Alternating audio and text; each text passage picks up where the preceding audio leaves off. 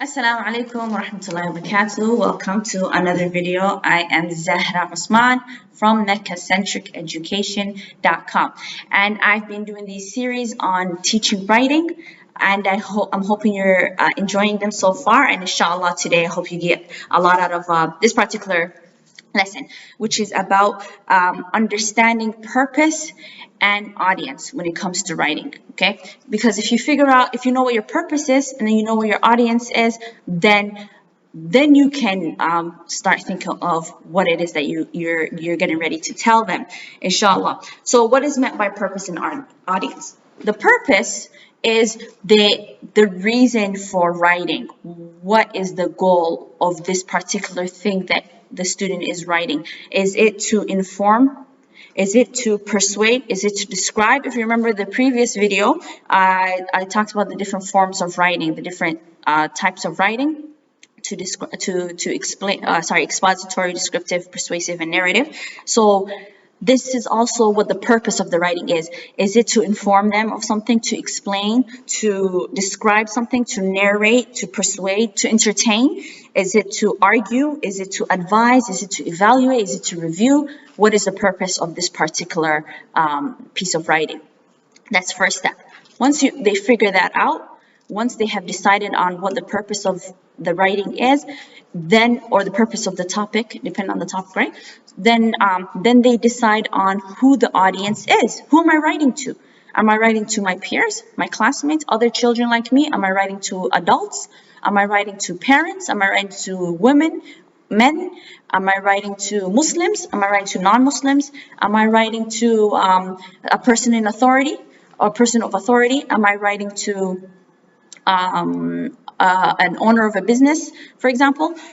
Who am I writing? Who is my audience, right? And these are two very important things, and the reason is because it affects your delivery.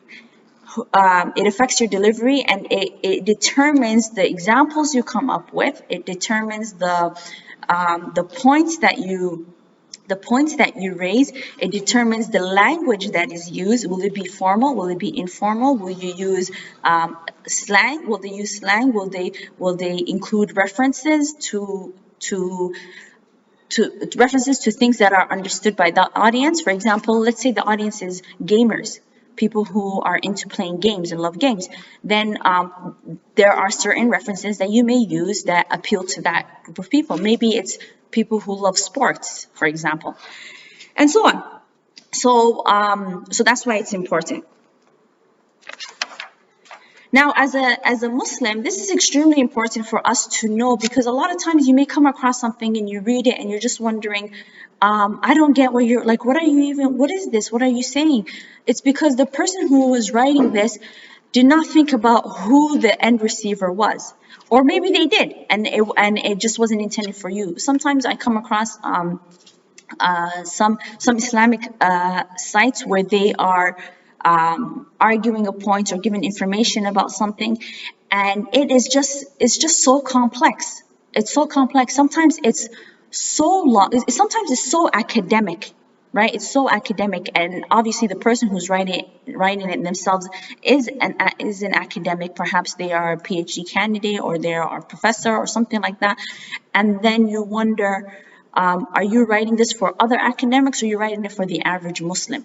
So this is why it's really important for us. So sometimes if it is an academic paper and you're writing it for, and the student is writing it for an academic purpose, then it makes sense to use academic forms of writing.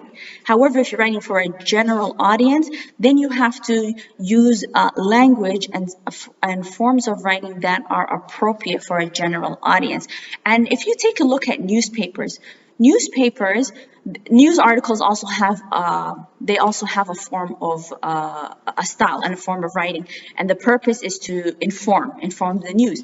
However, the language that they use is like at a grade 3 or 6 level, because they want to appeal to the general population. It's not complex. It's not complex language that they use because of the audience, and so that's why understanding audience and purpose is extremely important.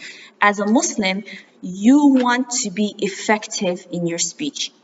If what I mean by that is you want to be in a position of influence, right? So we want to train our children to be good writers who have something to share, who have something to give, and that something can be shared and given and received well if it is written well for the people that they intend to write it for.